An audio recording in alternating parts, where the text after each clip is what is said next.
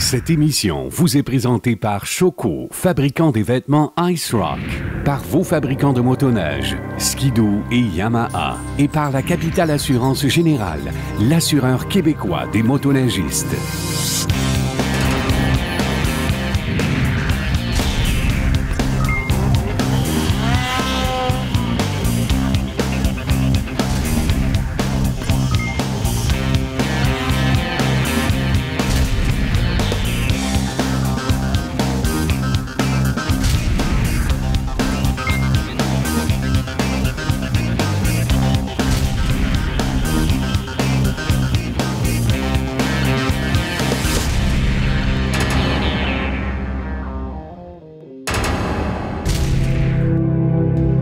Bienvenue à Randonnée Québec. Cette semaine, on vous transporte à nouveau dans le Labrador afin de continuer notre couverture de l'événement Kane's Quest, la course d'endurance à motoneige la plus difficile au monde.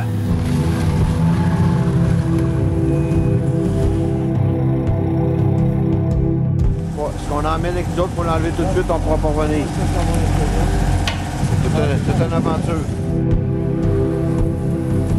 À mi-trajet, plus de 50% des équipes ont déjà abandonné la course. En plus de combattre la fatigue et le froid, certaines équipes ont dû faire face à des difficultés supplémentaires en s'enlisant dans la neige très profonde. Dans ces grandes épreuves, certains bons samaritains ont dû venir en aide à leurs confrères compétiteurs, malgré leur désir de gagner. Du grand sportsmanship à son meilleur.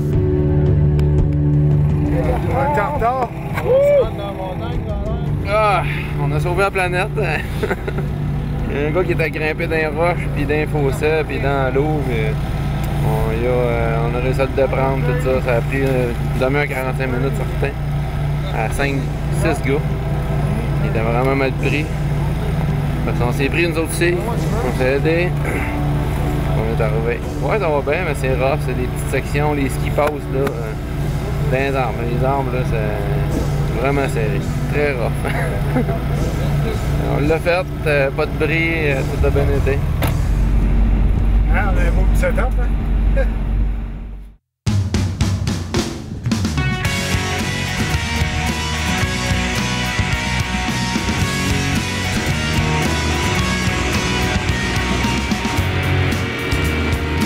La matinée suivante, à Goose Bay, les pilotes sont fin prêts à entamer la journée à partir de l'hôtel North 2. On fait le plein, quelques ajustements et on est prêt à repartir. The organization gives every team a proposed route, but most of the team do their own planning. How exactly does that work?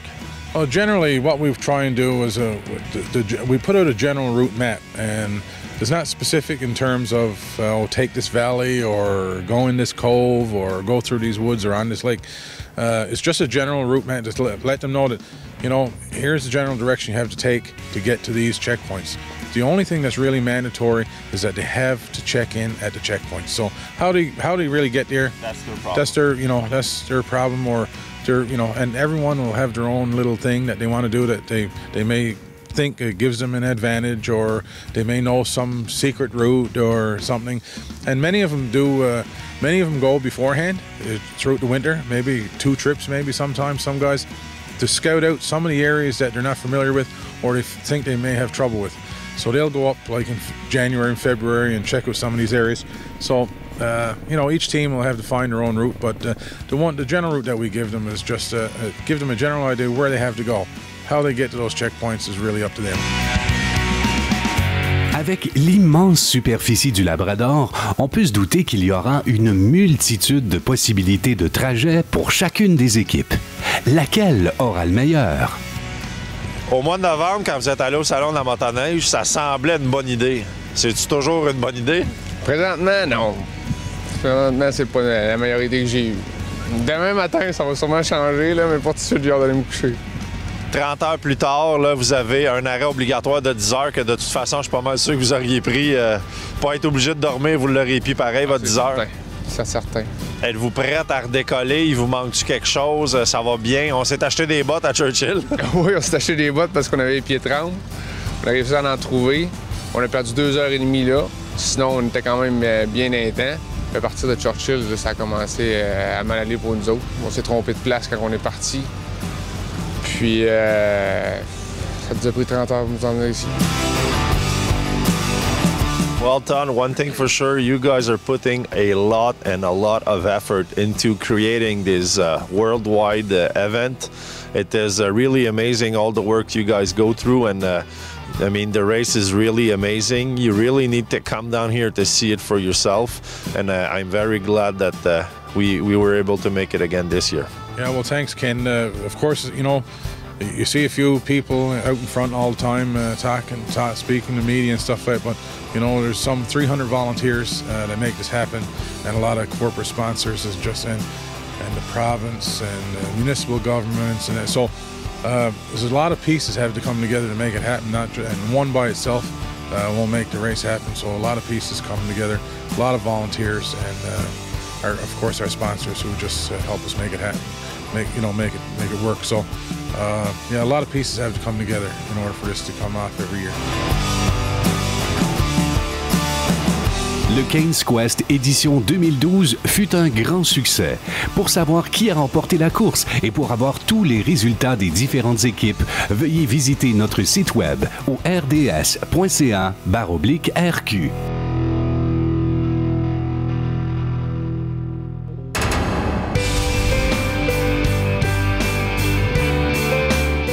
C'est à M.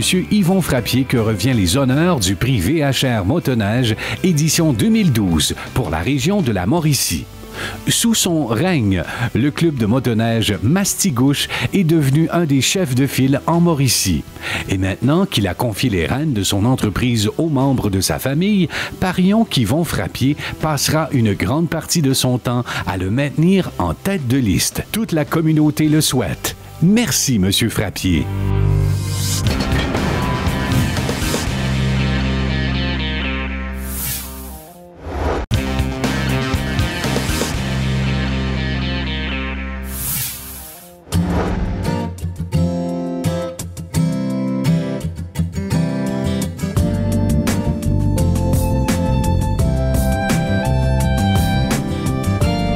Pouvait se rendre au Labrador sans aller explorer quelques-uns des milliers de kilomètres carrés au guidon d'une motoneige.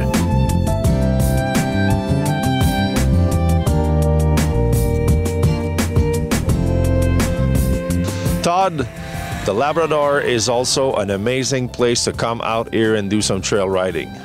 Well, yeah, Ken, Labrador got, of course, long winters, and with a long winter, you need something to do in the winter time, so snowmobiling is a good fit here.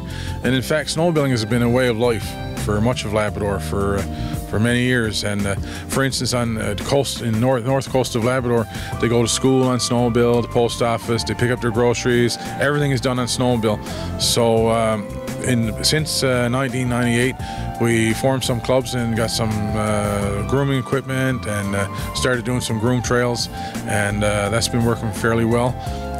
For the first few years, we tried to groom right across Labrador. That became a bit of a task because most of Labrador is remote.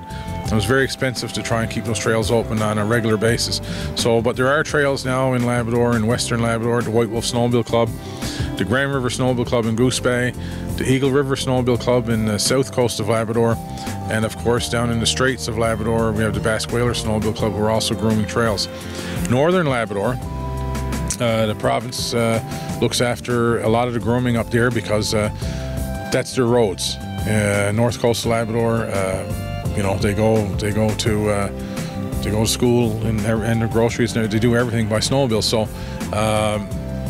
that's their roads, and they're maintained by the province. So if you were to snowmobile around Goose Bay, once you were in Goose Bay, you could connect to those trails to go to Northern Labrador. So that's been working fairly well. What we're looking at now, instead of trying to keep a system open from one end of Labrador to the other on a regular basis, which has become too much and very expensive because of the remoteness, what we're looking at doing now is concentrating on a prime 5 or 6, 7 week season in last of February, March, and try and have those trails prime for that time of the year. Of course, you can come here in Western Labrador, and the trails are good from Christmas on. They're grooming 450, 500 kilometers, which are connected to 300 or 400 kilometers of trails in Fairmont, Quebec, the Lagoped Snowmobile Club in Fairmont, they groom those and maintain those trails. So you can come to Western Labrador and Fairmont and get, no trouble to do a week snowmobiling and get some really, really good snowmobiling because the trails are excellent here.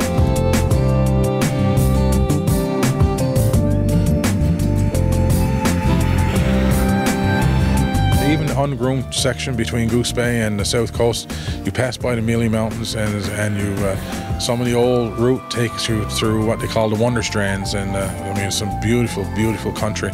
But for that particular section, guides are recommended because you're dealing with sea ice and some open seawater in areas, so you need to know where you're going. You can come here and there's lots to do, and there's no trouble to get to Churchill Falls. And once you're in Churchill, an underground tour, the hydro facility, no problem to spoil a week snowmobiling and find some things to do. Come for a steak night here at the clubhouse, and there's always a lot of activity here. No trouble to have a good week. So snowmobiling in Labrador is the way of life. It's a way of life, and as I said, it's been a way of life for many years. And the Snowmobile Club here, we're not a big community, but we sell over 1,800 trail passes here. 1,800? 1,800 trail passes we sell here at the Snowmobile Club. So that'll give you an idea of the participation and support for groomed trails here in the area. It's been like that since we started, and it just continues. So the snowmobiling is a way of life.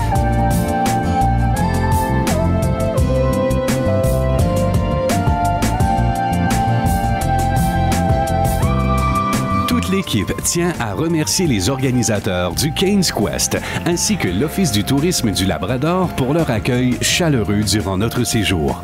Si vous planifiez venir profiter des magnifiques sentiers de motoneige dans la région, soyez certain de bien réserver votre hébergement et votre location de motoneige à l'avance, car la région connaît une croissance d'activité et de développement, ce qui fait que les infrastructures sont souvent très occupées.